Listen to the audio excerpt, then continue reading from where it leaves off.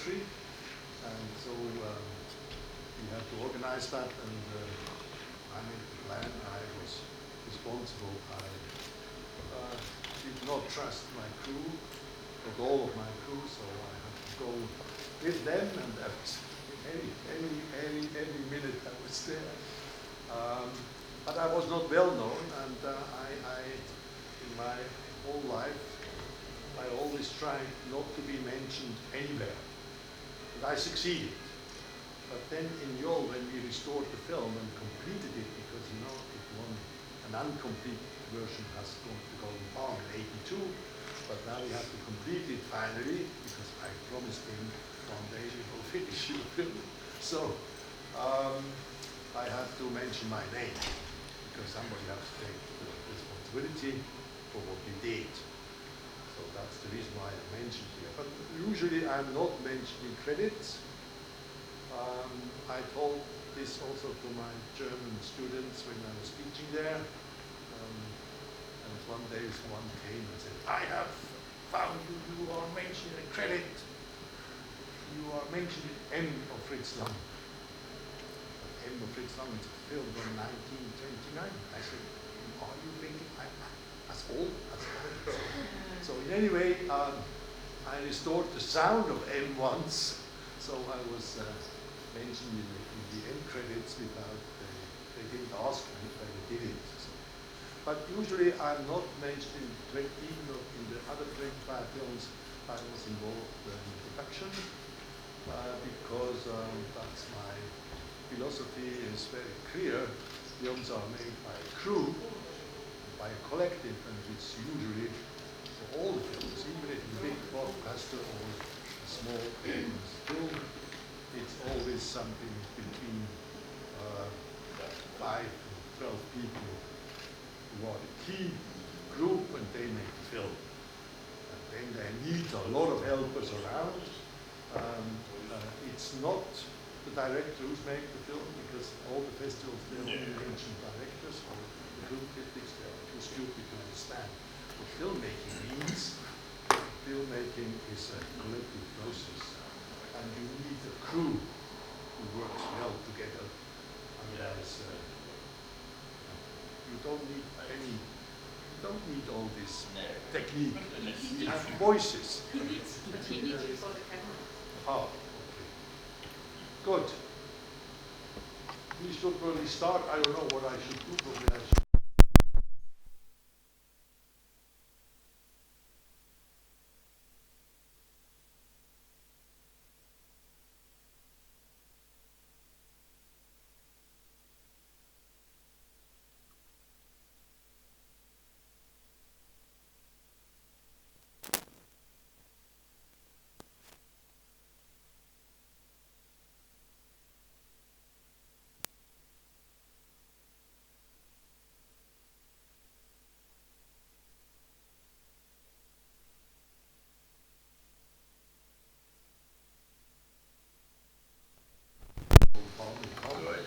All this is at the end of the credits, but this man or woman there stopped the credits.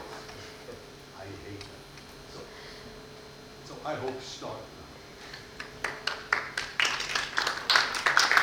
If you have any question afterwards, I will be here and you can ask every question. Maybe we can go there, Donat, and start. I don't want to go there because I like people. I'm not a star. I'm just a usual, normal, average guy who was 33 years old. We organized this escape of this famous man in October 1981 during the Bayram. We organized that he organized that he get some days off from the prison during Bayram, and he was allowed, and he got this paper like people got in Yol. He got also this paper with his photograph, and it was mentioned that he's allowed to go to Istanbul to visit his family. This was not very helpful for us because we had to have him in Kemer near Antalya, means in the opposite of Istanbul, in the south. It was a very difficult situation because, like you have seen in the film, in 1980, in September, there was another military coup led by Mr. Evren. And Turkey was in 1981 on the edge of a war against Greece. So it was a difficult situation, and the whole Aegeis side of Turkey was full of Turkish military. So we had to choose to help Ѓунеј out of his prison country in the south. So we have chosen this, our Turkish member of the group. She mentioned Kemer because she knew this place. Kemer was a very small village at that time. It was more or less a holiday destination for Turkish middle-class people. Nowadays it's completely destroyed. It's full. It like the whole coast in the south in Turkey. It's destroyed in a way with a lot of beton, but a lot of buildings and hotels and all this shit. Okay, we had to do it at that time, and we had no experience, no clue, no idea, no money. So I asked my business partner, who came from a rich family, and he gave me in an envelope on a public place in Zurich, like in a bad movie, he gave me $20,000, and with no receipt. So with the $20,000, we had to organize this escape. The concept was very simple. It was I had a script. The script was called Transit. It became later a film, not a very good film, but a film. And with this script, I said, okay, we have to do location scouting in the south of Turkey. So, and then with a lot of luck, I found people, professional people, especially the captain for the yacht. He was a French guy. I found some people, and we did it. So I didn't trust anybody, so I had to execute the whole thing also. It's not only the plan of this Turkish woman in our group and me, it was also, I had to do it, in the front line. So it was quite dangerous, because if we would have been caught, it would have been a problem. We would have ended up in Turkish prisons.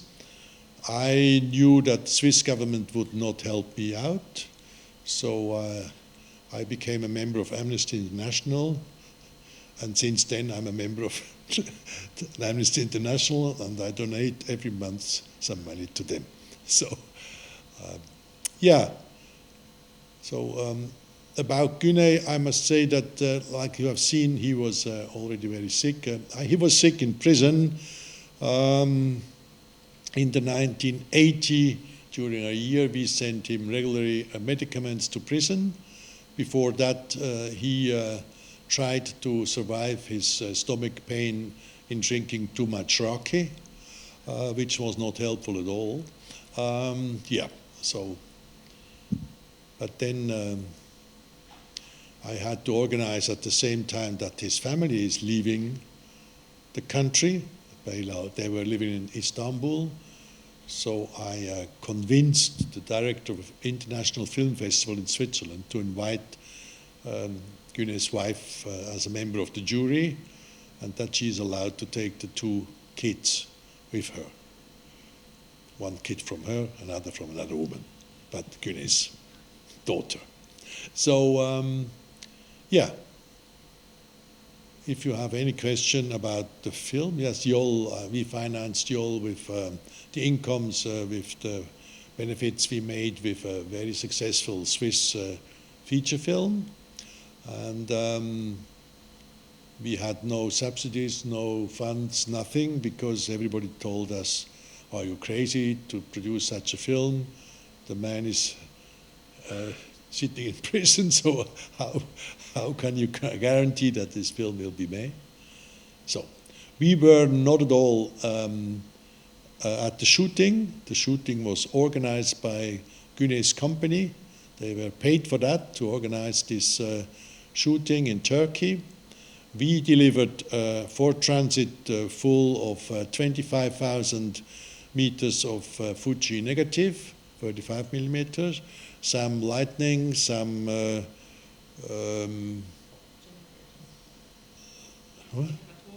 generators, and so on and so on and so on. So we imported that to Turkey, and then we exported the whole thing after a year later. So, yeah. So, yes, you have a question. Yes. First of all, I just wanted to say thank you, because I didn't get a chance. You took over the baton right away. I didn't have a chance to say thank you because the people here don't know probably that both the documentary and YOL were granted to us with no money. Yeah. They gave us to present them, and we didn't even. It was a lovely discussion that we had, so that these movies reach here. But also, I don't know how many people here know, but it was a real struggle to film this movie, Yo, that we watched before, because originally it was a script of 11 prisoners, and then it went through several phases. It was 12, and then was 10, and then I asked him to reduce it to 5, and he reduced it to 6. So. Yeah, that's the part that I was interested the most in, because how did that process come around? Because originally you said 12, then 10, then 6, and then the first version that was shown in 1982 was quickly edited, and it had 5, and then No. It had 6 also, but we had to cut out. We had to cut it down because it was too long for this festival director in Cannes. So we had to cut it down. So we cut the 6th character out, and half of the story of the young character of the guy who lost his permission. So we couldn't, in the old version, the 82 version in Cannes, you couldn't understand his story. And there was also one character was missing. So it was no more what Gjunej had in mind, but we had to go to competition in Cannes. I explained him that he is not known in Europe, that he's a big star in Turkey and so on, but not in Europe. So the best platform to be established quickly in Europe is to participate in this Cannes competition and to make a big buzz and working with the press and so on and so on. What we did, we were very successful on that level, and and he was very disciplined. He was in Cannes. Before that, we had hidden him in a small town in France, near the Swiss border, which was by car about half an hour from Geneva. And in Geneva we had the laboratory for YOL. And we established in this small town, we found an apartment for Yilmaz and his family, and we established an editing room. But we had to bring the editing table. At that time, there was this big table with 35 mil film and so on and so on. So we brought it there, and there the film was. It was difficult for the Swiss editor woman because she didn't speak Turkish. He spoke very little English, even less French, and 2-3 sentences in German, which he learned at prison, these different languages. But they worked together with drawings and so on and so on. So at the end, they figured it out. Then we had a version of 2 hours and 15 minutes. Then we went to Paris to the post-production office, and we did the screening for the director of the film festival of Cannes, and then he refused the film. Then finally there was a pressure on him. Then he accepted the film, but not for competition, for another section. Then we said, no, we can't do that. And then we organized the help of the French Ministry of Culture, Mr. Jacques Lang, who was the main financier of the Festival of Cannes at that time with his ministry. So he made some pressure, and then the director of the Cannes Film Festival, Gilles Jacobi, had to accept the film. And then he had a great idea. In the last moment, he said, I need a version less than 110 minutes, otherwise I can't program it. It was a lie, but he thought we will not accept it. And it's true, Gunnar didn't want to accept it. So I had to drink a lot of alcohol with him in one evening until midnight. We had to smoke a lot of cigars and so on and so on. And anyway, at the end, he understood that we have to do it. So we had the idea to cut out this this character of Suleiman, and to cut out half of the story of Yusuf, the young guy, and some other things.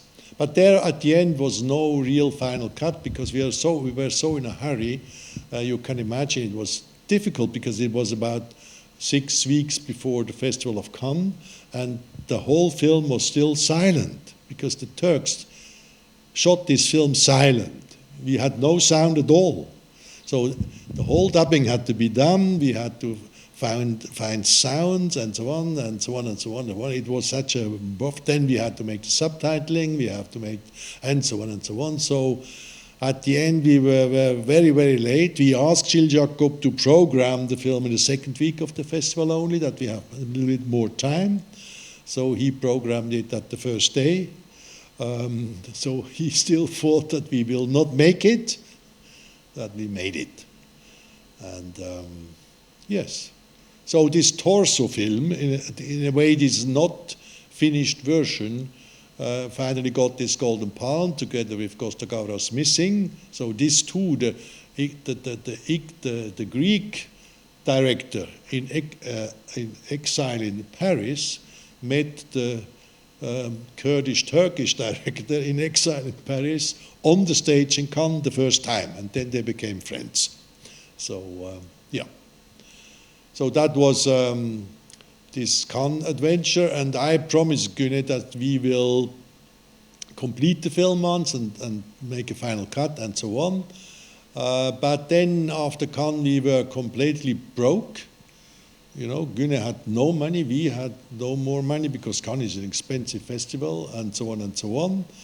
And finally, we had to sell these licenses of this not very well made and not finished film, Yol.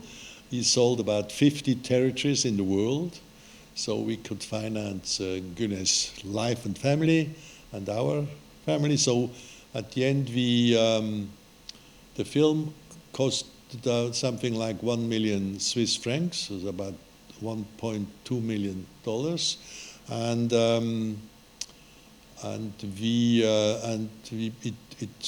we made something like 3.5 million back, and one of this million we made as a gift to Gunnar on this next. Between 1982 and 1988. Even after his death, he still supported his family. So, you have a question? Sorry, I can't see it because there is this light and it's blinding me. So. Should I move? Oh. No, no, doesn't work. So you have to cry, you have to shout. So at the beginning of this film, he says that he's not going to share with us mentioned some of the process, and you said there's also a film about it. If I may, I would ask a question about that process. Like, how does one decide to do such a thing when you helped him to escape? What was going on in your mind? Because it was a risky situation. Yes. And so, Yes. how did you feel about it? Oh, he asked me about, I don't know, about 10 times why the hell I did it. So I was able to explain him all the time why I did it politically. But he wanted to know what was my psychological motivation. So I needed something like 20, 25 years to find out why I did it, really. So I won't tell it to you because I'm writing the story now, actually, so it will be in there. But the main reason why we decided to do it was his importance, his fight against fascism in his own country, his fight for the freedom for Kurdish people. We were leftist people, and we were, in a way, this kind of real communists, not these communists what here was once, so all this shit, this Stalinism and shit. No, we were real, yeah. Even my company, we were this kind of people trying to make relevant, to push relevant films, relevant content, and to do something like Ѓунеј. In a way, I had the same ideas like him. He always said we have a responsibility as artists toward the people, because these people, they are financing our art. So we have to take them for serious, and we have to try to tell them or to show them what they are doing wrong. In Jol, you can see very well what he does. He criticizes the Kurdish people even more than the Turks, because the Kurdish are more conservative than the Turks. So even that he is a Kurd, and even that he was fighting for the Kurdish people, but his daughter told me once, if he wouldn't have become an artist, a filmmaker, he would have become a teacher. So. It was a very good question, nevertheless. On some point you stumble into something. Du musst lauter reden, sonst hören die nichts dahin. Du musst es erzählen. That you should tell them how the decision of Ѓунеј appeared, that he finally decided to leave the country. Oh, and yes. There, nobody of his own people. Yeah. So in 1979, I met him the first time when I was in Istanbul to negotiate for buying the license, the distribution license of Suri, the herd, for Switzerland. I went there and I went to the Ѓунеј film office, and I negotiated that. So, and then I had for 2.5 days, I had some political discussions with them, and I found out that they have no clue at all about license agreements. So I brought one form with me, and I tried to explain them how it works, but they didn't understand. Because these people were not film people, so in fact. So then on the third day, I met Јилмаз Ѓунеј.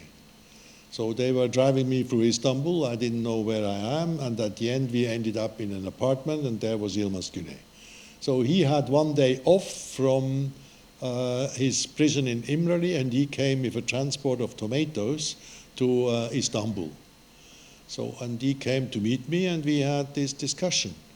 And I think with a translator, so I can't speak Turkish. We had a discussion, and we found out that we are thinking more or less a little bit the same and in the same direction, even that we are from very different cultures. I'm a son of a baker, small baker in Switzerland, and he was the son of a Turkish father who tried to make money that his son could study, because Gjunei really was going to high school at least. So, in any way, then I told him in '79, I think you should leave your country because you will not come out of prison anymore.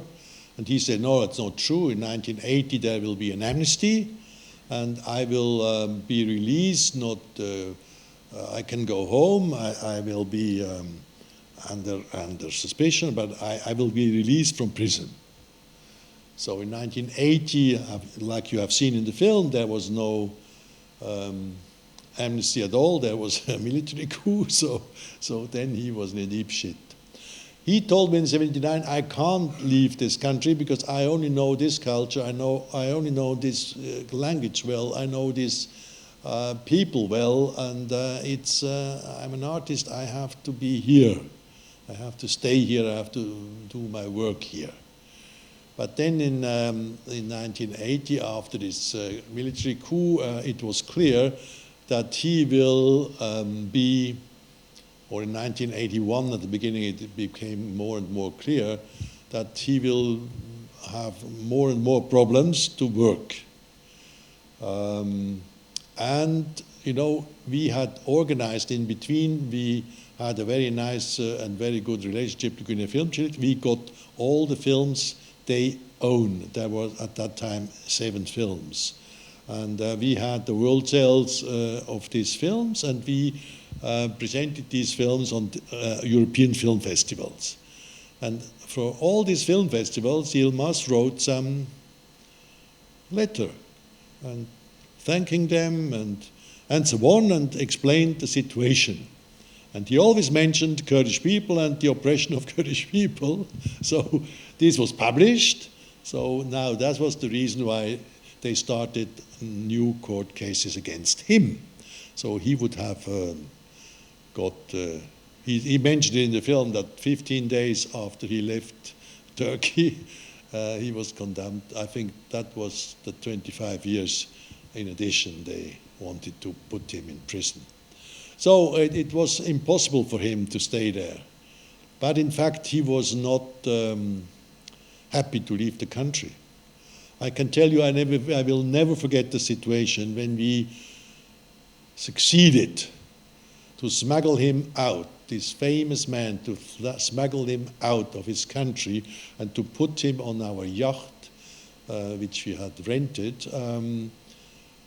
We were driving south, and we 4 Europeans on this boat, we all were happy, and we made this to Turkey and so on and so on.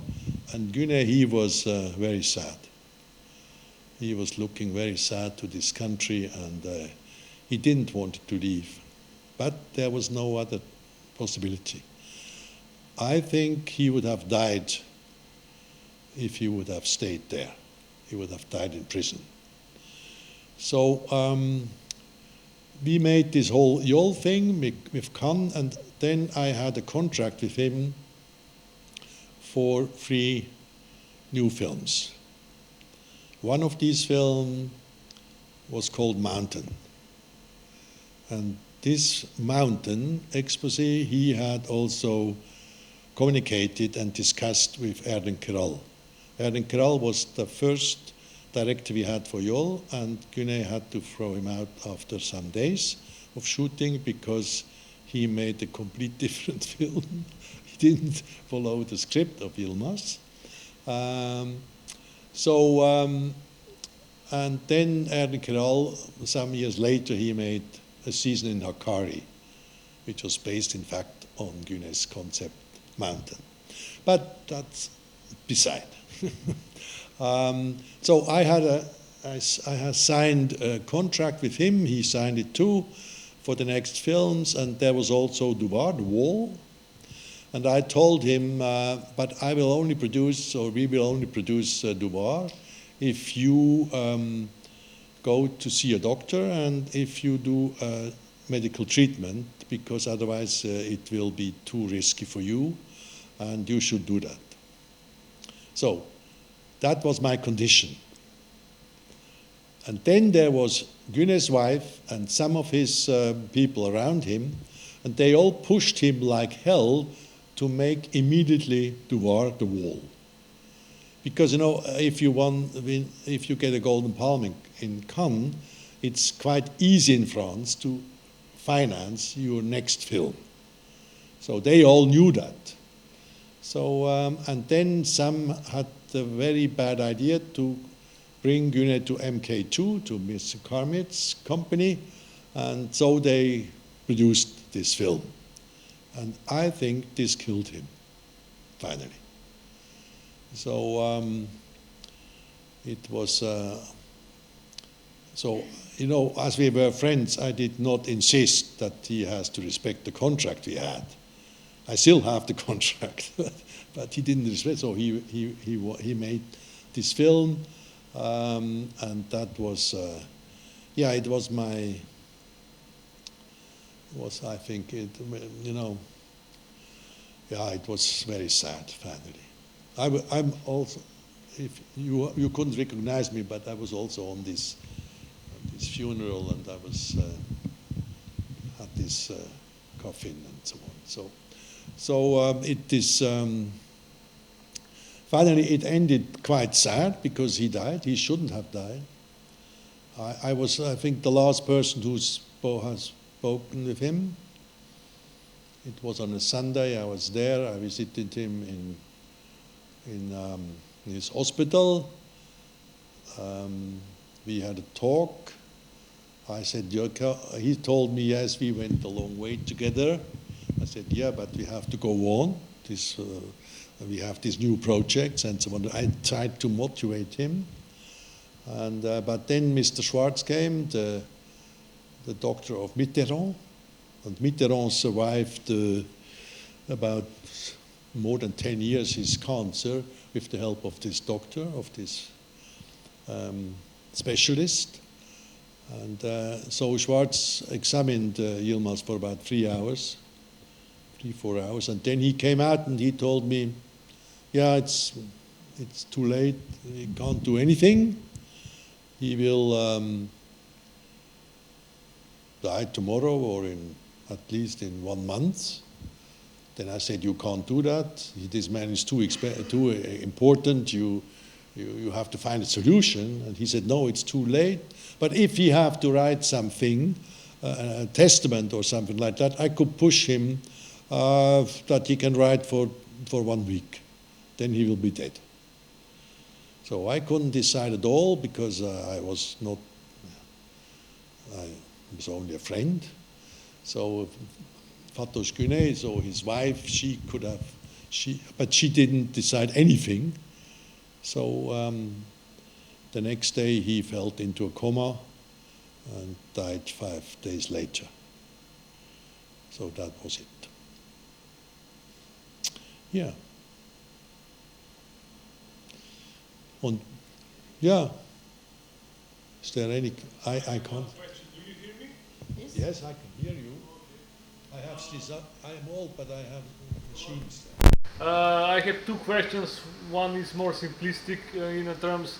How was the relation of Yilmaz Gjunеј with the Kurdistan Working Party and Abdullah Öcalan in terms of maybe meeting ideas?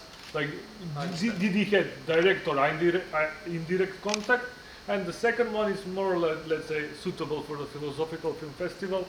One of the most fascinating thing about Yol is that it refuses pure revolutionary optimism.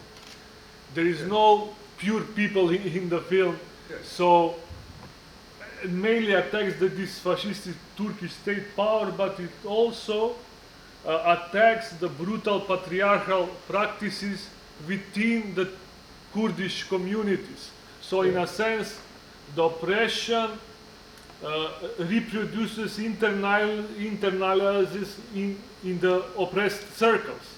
So how do you view this? Do you agree with this statement? And how was this accepted within the Kurdish communities about these portrayals? So your first question, I can tell you that Yilmaz was in contact with all kind of parties and activists, even when he was in Europe. They all came to see him. The leaders of all these parties, they even came to his funeral. I met all of them. So, but he was no member of one of these parties. They all wanted to have him as a member because it would have helped them for publicity and so on, but he was not. He always told me, I'm an artist and I have to serve the people. I am for this, and this was also my attitude. Since I started in film, and that was in 1972 or 71, I don't remember exactly. I always said we can't be a member of a party or a group or a leftist group or this kind of, we are serving all of them. If they need help to screen a film, we can organize the film, we can organize the screening, and so on and so on. So we were kind of a service for all progressive activists. So this is still my attitude today. Today it's even much more radical. The older I get, the more radical I become. So then your next question, it's quite clear. For Gjunеј, it was clear that if people are not educated, if they don't know enough, and if they are caught or in prison of their wrong morals, wrong or decadent cultures, this allows fascism to take power. This allows always these upper class people to make what they want. So people have to be educated. They must learn. They must. We have to also with our art. We have to help them to make experience and to learn something and to learn about themselves. So the strong film in Jol is, if you would know Gjunеј like I knew him, the strong film is it's also a very, very big autocritic part. Lots of these people in this film are parts of Gjunej's things he did. So he was also a conservative guy from the south. He didn't know enough. He was he did a lot of mistakes, and he was not treating women like it should be. He was with women like hell. So no, it was terrible. And then he made a very, very bad decision once. He married Fatosh Gjunеј. Fatosh Jale Fatosh Pytün, that's her real name. She was the daughter of an upper class family, and he thought if he marries her, that will help him, and it will protect him against being arrested by the police and so on and so on. So this was completely wrong. That was one of the reasons why he married her. The other reason was she was 17 years old, and she pretended to be a virgin. And he was this guy from the south, so like they are. So it was it was a mistake. It was a mistake from the beginning until the end. And he told me once it was a mistake. It's not my interpretation. So she exploited his films in the 90s, or end of the 90s. It was possible to release his films. So she still exploited the films. She is only interested in money. She has no clue about films. She is not interested that the films of her dead husband are presented in high quality. So they digitized these films without any correction. It's terrible. So, and it's a pity because it damages Gjunej's inheritance if you are presenting his films in bad quality. But she's not interested. If she makes money with this, that's it. That's all. Okay. Yes, about the political attitude of Gjunej, I can tell you also that he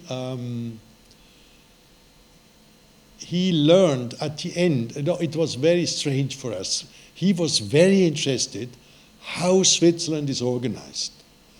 Because he said, how the hell can you live here with a big majority of German-speaking,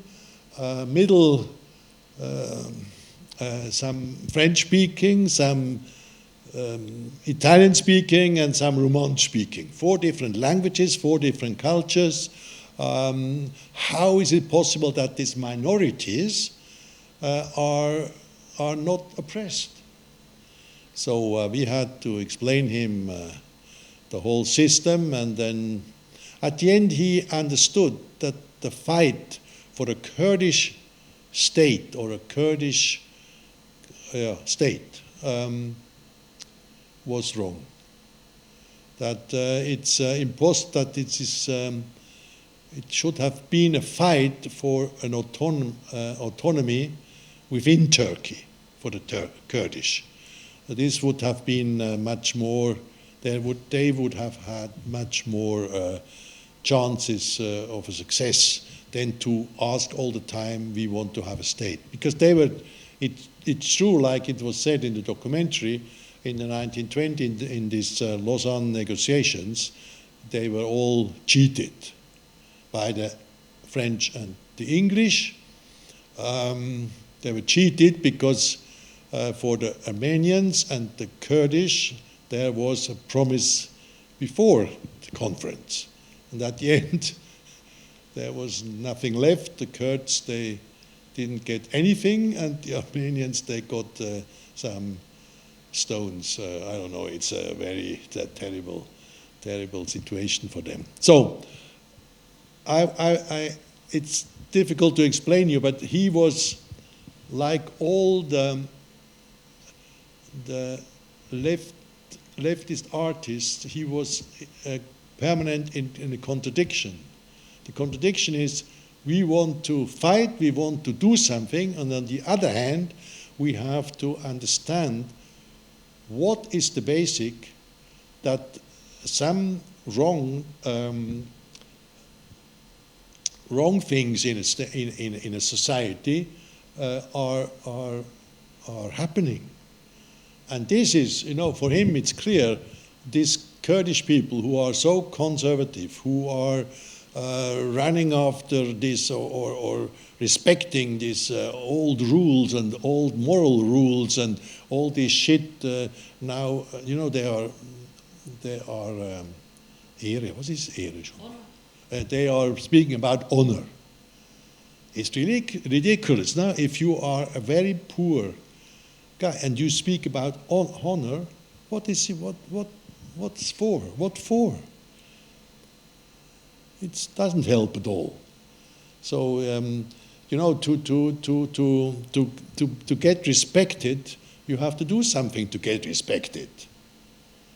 Watch a film like Rocky. Stallone explained this very well. How you can be in a kind of a realist respect. At the end, he knows in Rocky he will not win this game, this match. But he has another goal. He said, I will stand the 15 rounds. And he did it. So, that's enough. That's realistic. So I think you must understand that it's not our duty as artists to tell you what you should do for a political or to big political statements. We have to confront you with your problems or with your successes, or it's not so easy like this kind of big leaders of leftist groups who are declaring big dreams. That the big dreams are great. I like it also, but it's not realistic. So we have to work to make progress step by step. Since I stopped distributing films and producing films, it's about since 30 years we are only in script writing, story and script writing, and story consulting and script consulting, and there you learn that it's only step by step, slow step. Every scriptwriter dreams to make the big script in 1 week.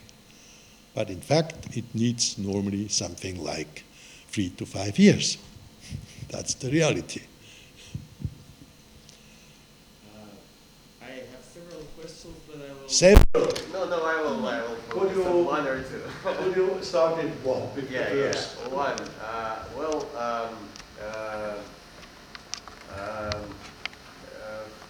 In Steven Lowenstein's book, My First Take, Alejandro Iñárritu says that the first film that actually left an indelible mark on him that he watched when he was 17 was Yol. And in his What? Revenant, yes, Iñárritu. Iñárritu Oh, says that yes. yeah. And in his film Revenant, even though it is based on a novel, there is that scene of Leonardo DiCaprio hiding himself inside With the horse. Yes. Yes. I wanted to ask you, because that scene was reinstated in this integral version of Yol, whether it was the entire scene, because in some of the snippets that I had read that scene existed, it said that it was too dark to be included when the film was edited. Yes. And whether there was more of this scene, because or No, this the is scene was so bad that we couldn't. so you had to only take this it out. part when he puts You have to his take it out. Now in the restored version, you can do that today, Yes. so that it's now presentable. Yeah, but only that, whether there was more scene, only that part was filmed when he puts his hands inside the belly, because that isn't in the No, version. it's only this. Only So this. in the restoration of the film and the completion of the film, the full version, we only used material they filmed. We did not add anything. No, I thought whether there was something that it was completely unusable, too dark, and you could only save this. Yeah. And also my sub-question was whether you know if Iñárritu knew about the scene only from some snippets, because he couldn't have seen it in, Yes. in that version, because Revenant precedes the restoration, and whether he was directly inspired by it, because he says that that was the film that affected him the most when he was a teenager. Yes. He knew something about it. Yeah, okay. That's it. I don't want to explain it in detail, but he knew something about it, and it's not so unique. You can find that in other films. That people survived in using dead animals. Yeah. But it's not unusual. So, and it's in Iñárritu's Revenant, it's much better than in Yol. Okay. But the scene in Revenant, this scene in Revenant with the horse, was about budget-wise the same as the whole cost for Yol. So only to tell you, because the Revenant was cost about $100 million. So this scene, you see. Okay. Listen, okay. Another question now about the process mentioned the first director. Yeah, Edin. Yes, and he only filmed, Dina said 2 months, I thought it was 17 or 18 days I had read somewhere, but never mind. How did Ѓунеј watch that? Like, the script would have been smuggled and then... No, slowly, no, I must explain you. So, Yeah, Ѓунеј was really very famous. And in the prisons he was, there was no torture. There was always about 80 to 90% of the prisoners and part of the staff were organized by him. They were behind him. So I did not believe it. And everybody told me that he can also work in the prison and he can phone the Ministry of Interior if it's necessary, and so on and so on. So, in any way, I didn't believe it. Then I had to go to Sparta prison in 1981 in summer to explain him our plan how to escape him from this country. So, and then I learned that everything was true. Everything was true. I couldn't believe it. When we left the prison at the end, after I explained him the whole thing, we were sitting outside on a nice table and so on and so on, and I had some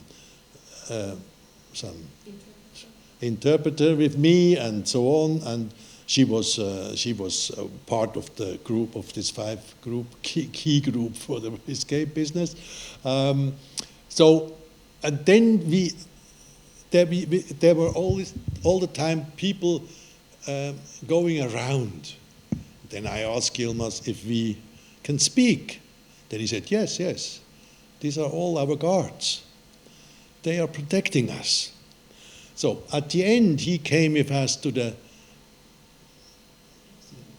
exit and of the prison, and there were 4 soldiers and an officer. The soldiers, they had some machine guns with them. And they all went backwards. There was the complete respect. They were afraid. They only know this man from all these films, and he was an action hero. And he was he could not be destroyed. So they knew that. They never have seen him as Јилмаз Ѓунеј. No, his real name was Yilmaz Ģuneј. But they never have seen him as Yilmaz Ģuneј. They only have seen him as Yilmaz Ģuneј, as this big star. And he was playing the head of smuggler bandits, and so on and so on. And he was a kind of a Robin Hood of Turkey, and so on and so on. So he was. That's the reason why he was so famous. And then he started later to make, when he understood what the hell he was doing as an actor, and he was not only an actor in these action movies, lots of them he wrote the stories, because he was a very good story writer. He even wrote poems, and so on and so on. So he directed also some of these films without being mentioned. And so on and so on. So when he understood what kind of shit he did, he started to make more serious films. And the first and the very most important film for a turn in Turkish filmmaking was Umut, the Hope. And Umut was kind of had a little bit the same function like Ladri di biciclette in Italian neorealism. So, yeah. And Umut was where Ģunеј is beaten down by this American. They attacked this American, and he's beaten down. And I tell you, at that time, people left the cinema. They went back to the cashier and they asked the money back. And they said, it's impossible. They didn't believe it. They said, it's impossible. Because, Ģunеј was beaten down. Impossible. So, so you must understand he was not only a film star, he was political voice in a certain way. He was book writer. He made this Gunei Filmslik, a production company, and so on and so on. So he couldn't go to around the street like that. He was a mega star. It was that was our problem when we organized this escape, because he was such a mega star. So yeah. So you had another question. No, I must tell you, he was always controlling what they are doing. Even Suri the Herd, that was the first really worked out script he made for Den, who was his director for this film, and he was a good director. He got always phone calls. He was always informed what is going on.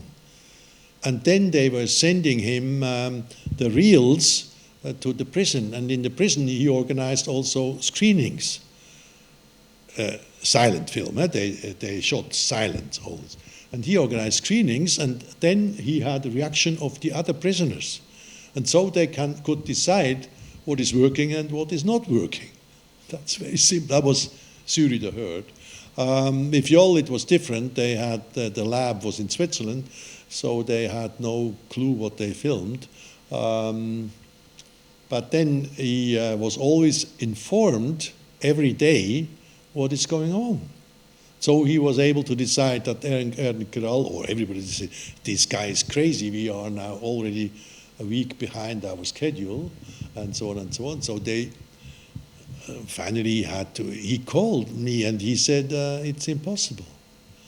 So then I said, I have no clue, what the hell do you want to do? Then he said, I have a former assistant called Sheriff Gören, so I can ask him. So then Sheriff took over. He was very bad prepared, and he made a bad job.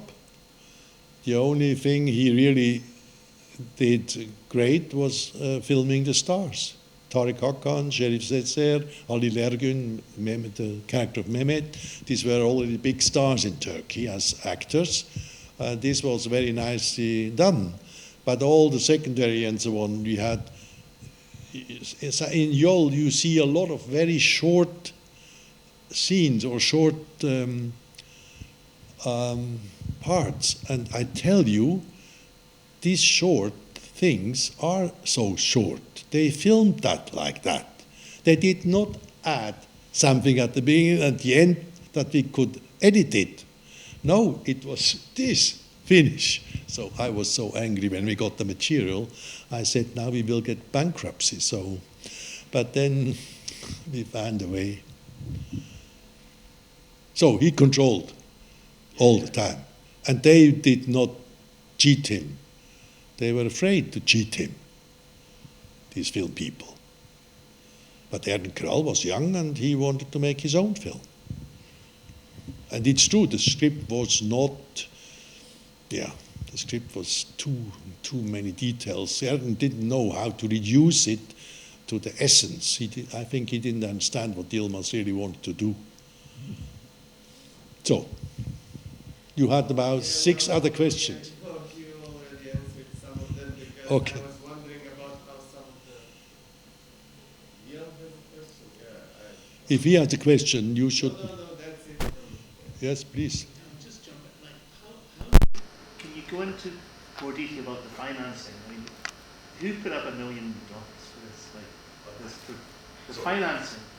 I The mean, financing. Yeah. I mean, how did you manage to finance Yes, the so- film with the director in prison? Yeah. So The film, it was called Les Petites Fugues, Little Escapes, a Swiss film about farmer and so on and so on. So, and this film became a very big success. We made something like nearly 500,000 admissions in Switzerland. We sold it very well to Germany. We sold it to France and so on and so on and so on. So we made some benefit of about 300,000-400,000 Swiss francs. So this we invested in Jol, first thing. Second, we never made any TV movie. But my brother was since years a TV movie director in Germany. And he had an idea to make a TV movie in Switzerland.